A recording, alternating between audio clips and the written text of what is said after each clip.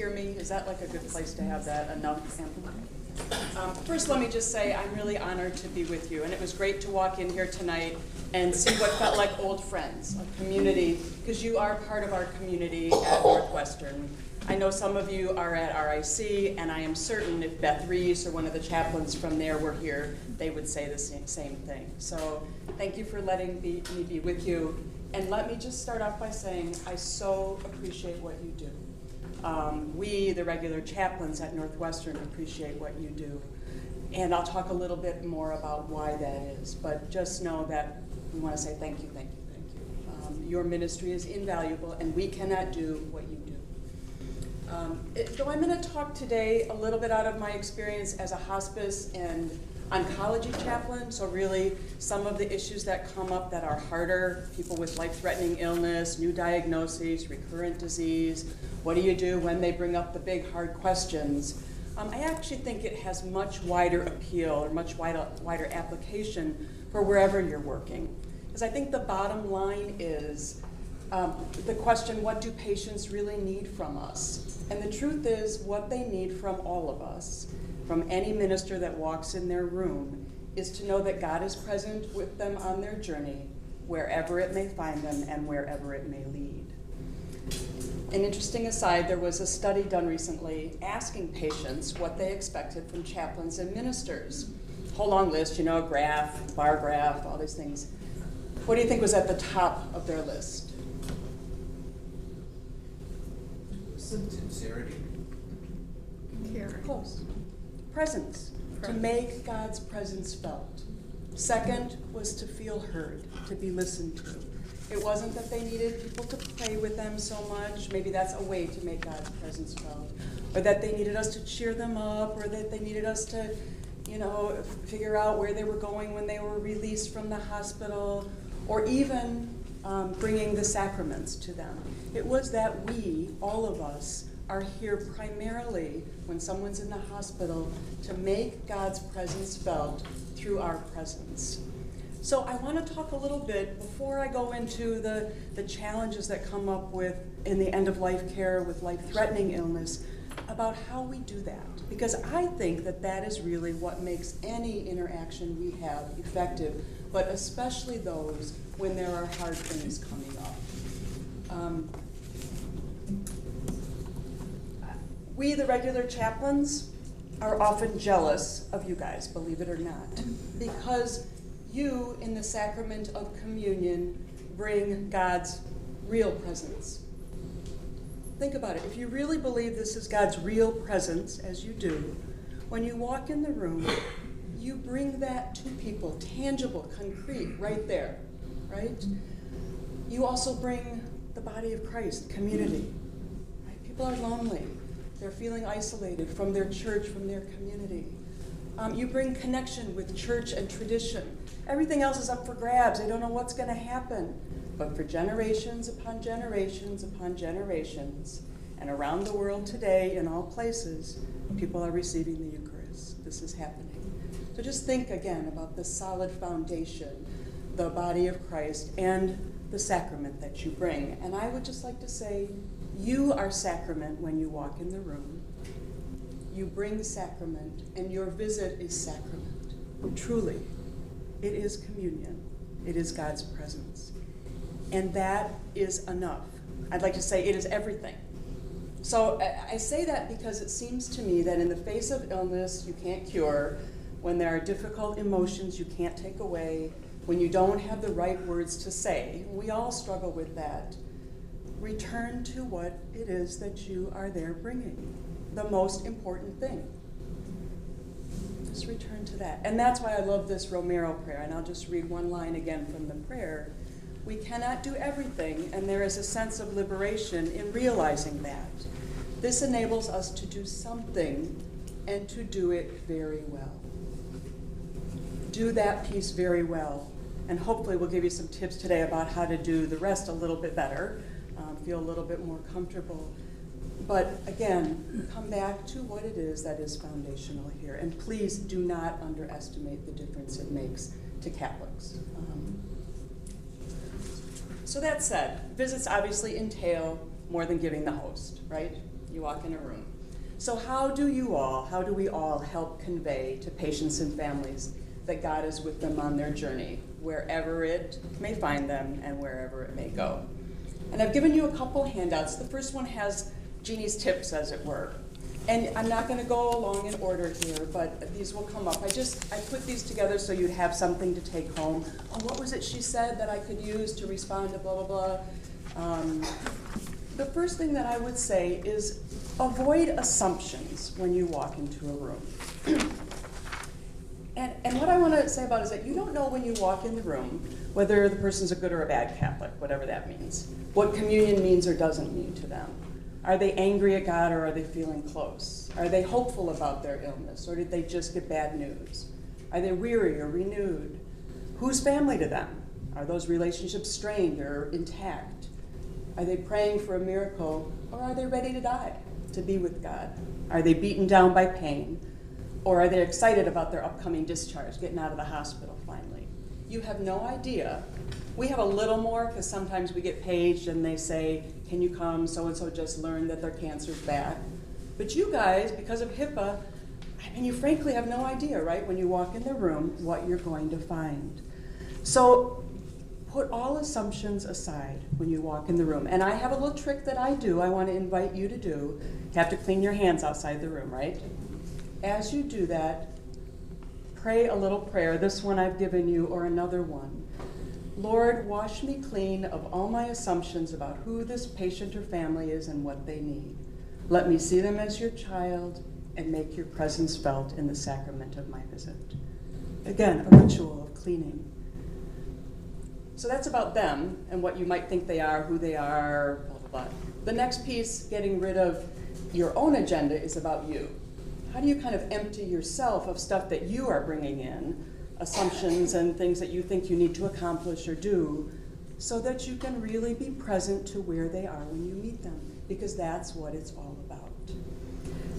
It's about them, it's not about us. Northwestern's motto, patients first. It's about them, not about us. So, as you may know, you walk in the room, someone may not even be able to take communion, right? Or they may not want to take communion. They may not even want you to visit, right? But you go in thinking this is what you're going to do. You got to give that up. It's hopefully what you'll meet in that place. You may have a special prayer, a special devotion to a saint, a relic card. How do you know if that's going to fit where they are at all, if that's meaningful to them? Don't be offended if what it is that you bring in who you are at that moment and the things that you think are important don't fit with who they are. Get rid of your own agenda as you walk in. Ask them, which prayer is helpful to them? Do they have any special intentions? How can you be of service today in addition to bringing communion? Would it be helpful to talk about what's going on? We all, even those of us who've been doing this for many, many years and are trained in this way beyond what you guys get, still bring our own agendas when we walk in the room. And I'll just tell you a quick little story. I work on the stem cell transplant floor, adult stem cells, for those of you worried about embryonic, let's be clear, or double cord, actually, umbilical cord we're doing now. And people at that time often want to have a blessing of their cells, prayers for healing, prayers of thanksgiving. So sometimes I'm running around and I get a request, so-and-so's transplant is at 3, can you please come? So I go in to meet this couple and I have 10 minutes. I gotta find out who they are, what they believe, what they wanna pray for, all of this really quickly, and explain kind of the process and that we only have 1 minute when it actually gets time to hang the stem cells. So I'm on a roll. I start asking them a few questions. Both rather elderly folks start filling up with tears. They look very stoic. They're farmers from downstate Illinois. I just keep plowing on with my questions. Stupid, Jeannie, look right there. They're telling you what they need, which is not the logistics about the stem cell and all the information that you came in wanting to gather. Stop, notice, pay attention. Empty your cup. So that's the image I use for getting rid of my own agenda. Before you walk in the room, empty your cup. Empty your cup of the emotions you bring, the fight you just had with your husband, the thought you have that it's a special day and you've got to make sure that folks, know that Saint Peregrine is with them, and he's the cancer saint, which isn't to say that you can't use those tools, right? And that all of who you are. But don't assume that there's going to be room for that or that that's what they need until you kind of get a sense of what's happening. That's the only way you're going to hear what they really need, help them feel heard, and frankly, make God's presence felt. Pay attention. You walk in the room. Notice, wide view. What's the mood? What's the environment? What's going on? Are the lights on or off? Are the shades closed or are they open? Is the patient up in bed or are they half asleep? Or maybe they're lying on the bedpan. I've been there. Do they have low energy or are they joyful and chatty, energetic, right? Match where they are. It's okay in this case to be a chameleon. I know that sounds weird, you know, you're supposed to kind of be who you are, but the truth is, and I hear these complaints from patients all the time when doctors walk in and they're all chipper and upbeat, or the chaplain intern comes in and they're nervous and all chatty, and the patient's exhausted and weary and just got bad news, and it's like, who is this person? Do they not have a clue about what's going on? So again, just take your time and just notice. Where are they? What's happening? What do I see? Look for clues. And again, try to meet them where they are, because that is going to then make room for them to start talking to you, telling you what's really going on, being with them in a way that, again, helps them feel deeply, deeply, deeply heard, which I'm going to say over and over again is really what our patients need. So one way that you can do that when you go in, since it's kind of hard to tell, is you can kind of reflect what you observe is going on and then kind of check it out. So something like, you look really tired today. Are you up for a visit? Would you like me to make my visit brief or just sit with you for a while quietly? You seem energetic. Is that because you're nervous or excited and happy? So you notice, you pay it, and then you don't just run with it, because you could be so wrong, right? And maybe they're all like this because they're having a test that's going to give them news and they don't know how else to express it, right? So check it out. Just ask. I mean, these are kind of common communication tips, but I think we forget them when we're in a role and we're going in and we feel like we got this big agenda on us about what we got to do for God and ministry. So again, just pause and really listen, observe, and then reflect back and ask. Listen, really listen.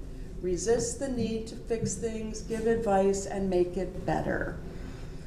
I don't know how to say this enough, except I'll use an exercise. I'll invite you just for a moment to close your eyes or just think, kind of go internal for a second, and think about a time when you have felt heard, really, really heard.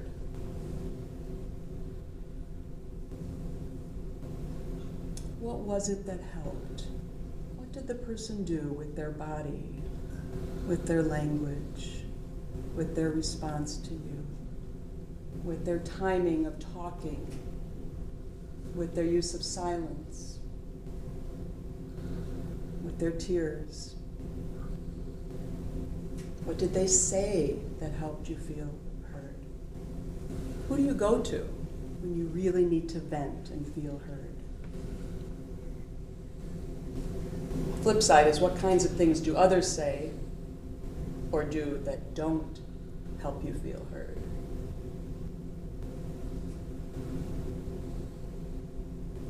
Okay. For me, open your eyes. What makes me not feel heard is when people automatically start giving me advice or telling me their story of the person that they knew who blah, blah, blah, you know, and then I'm like lost in the picture, right? So especially, and Kelly asked me in particular to talk about when patients are in spiritual or emotional distress and you walk in on that, they don't need you to start talking about your sister who's got cured from cancer and, you know, this doctor that you know, blah, blah, blah. They need for you to sit and listen to them and talk. And if they have honored you with sharing that, then hold it gently, hold it with lots of respect and care and carefulness. And quiet your voice. We have a little saying we say in chaplaincy is, usually we say, Don't just sit there, do something. Well, the opposite is true. Don't do something, just sit there. So if you can get that mantra in your head as you're tempted, because we all want to make things better. We hate to be in the face of people's distress and things that are going on. We want to make them feel better. We want to fix it. That's human nature because we care. But actually in this situation, these kinds of situations, the best way that people can be helped, can feel cared for, is to be deeply heard. When persons are having a hard time, they need to lament, they need to cry out, they need to process, they need to be real with what they're feeling. If that is allowed to happen, then they will move to a different place on their own timing. You can't move them from A to Z. They need to go through A, B, C, and D, and all the things that come with this. And this is where I love the Psalms. How long, Lord, how long must I drench my sickbed in tears? How long must my enemies assail me? Why have you abandoned me? Why have you forsaken me? People cry out. They need to do that. And eventually the refrain is, I'm there for you, I'll set you high upon a rock, don't worry, right? But that's not where it goes for a really long time in a lot of those Psalms. Those are real people talking to God with all of who they are.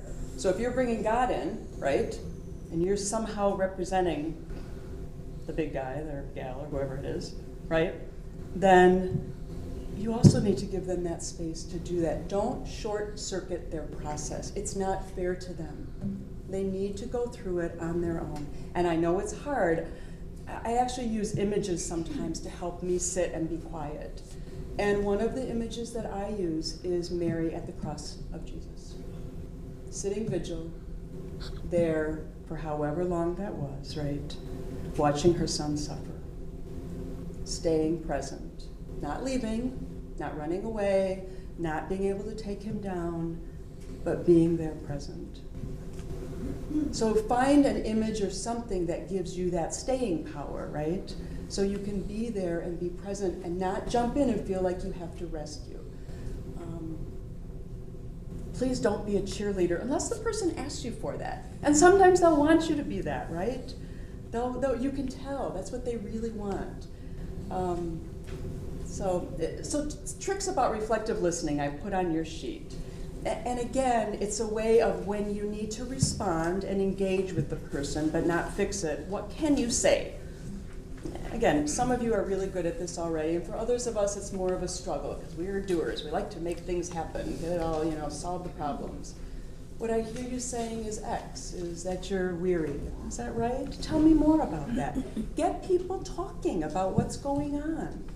You have a limited period of time, so you may not be able to do it for long. But if they bring something up, you don't just want to walk out the room or change the subject or try to make them feel better.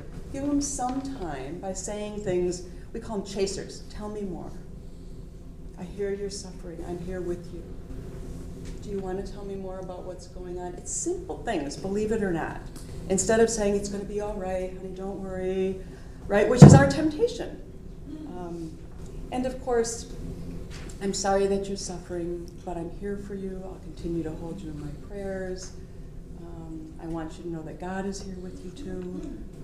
Say things like that. There's a lot of things we can say that help the process continue for people so that they can get these big things out. And of course, just being silent. What do you do when a friend's hurting? Put your arm around them, touch them. You can do that. Just sit. I just want to tell you the importance of this, and some of you know this gentleman, a 60-ish African-American man who had a stem cell transplant, who's a Catholic. And he recently asked me if he could have lunch with me, which was such a delight. It was about 6 months since he had his stem cell transplant, and he'd spent about 4 or 5 months in the hospital before that doing treatment, then 2 months for the transplant. And then he had a really rough road after the transplant. It's not always easy for people. He had, again, these cells that weren't his, he was sick, and kidney problems, and this and that. And his whole family needed him to be upbeat and fight and talk about how he was going to be well and he could do this. So he would call me on the phone, even after he got out of the hospital, and tell me the truth about what it was like.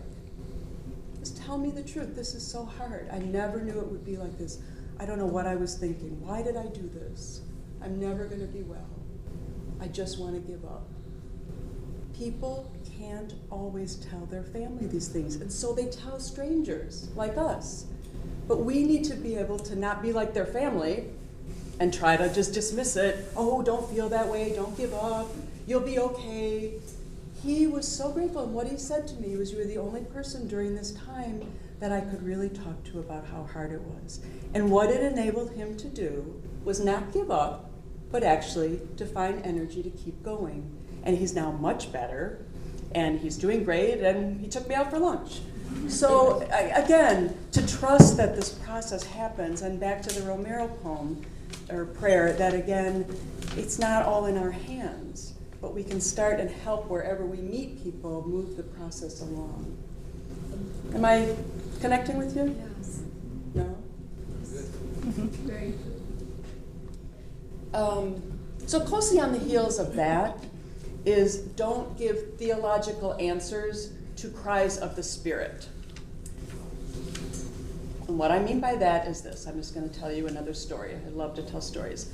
I had a former patient who died, who was a mother of 3 young children, who had leukemia, who had suffered horribly from this disease, gone through horrible treatment, got better, went home, only to recur shortly after that.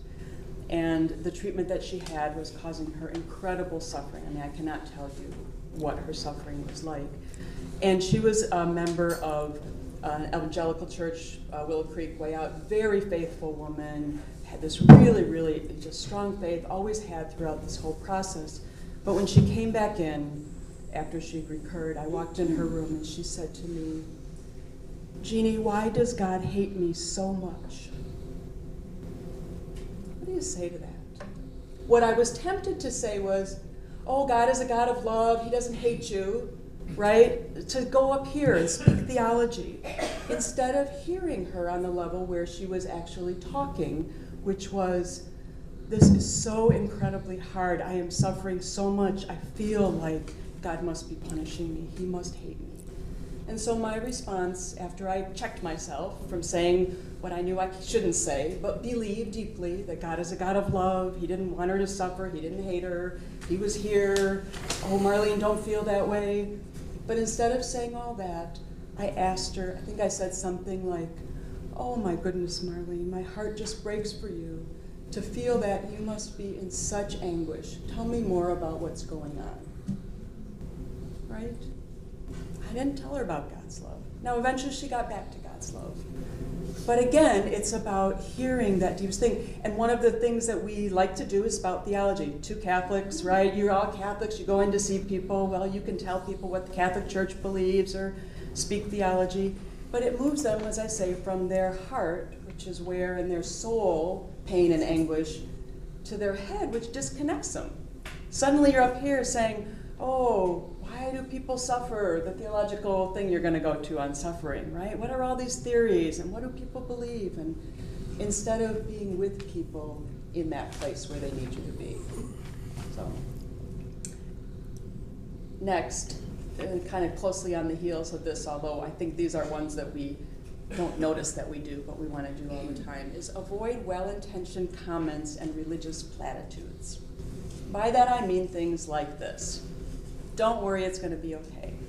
I'm sure it will be okay. It'll get better. You can take it. You're strong. God never gives you anything more than you can bear. It's God's will. It's God's plan. I know he has a plan for this. Everything happens for a reason. Now, all of those have some kernel, hopefully, of truth, and at certain times they might be helpful to people. But often they just don't ring true, and I see people kind of roll their eyes when folks say things like that. How do you know things are going to be okay? Maybe they're not. You know what, and I'm going to die. You know, I'm not strong right now. I'm weak as anything. You know, I don't feel strong. Don't tell me I'm strong. So again, what are other things that we can say instead of those things that, again, we use all the time because we want to fill the air with things that, and we just want to make people feel better. It's not a bad intention behind it. So what could you say instead? in the face of like someone's anxiety. You could say something like, I see you're really worried, right? I don't know what the results will be,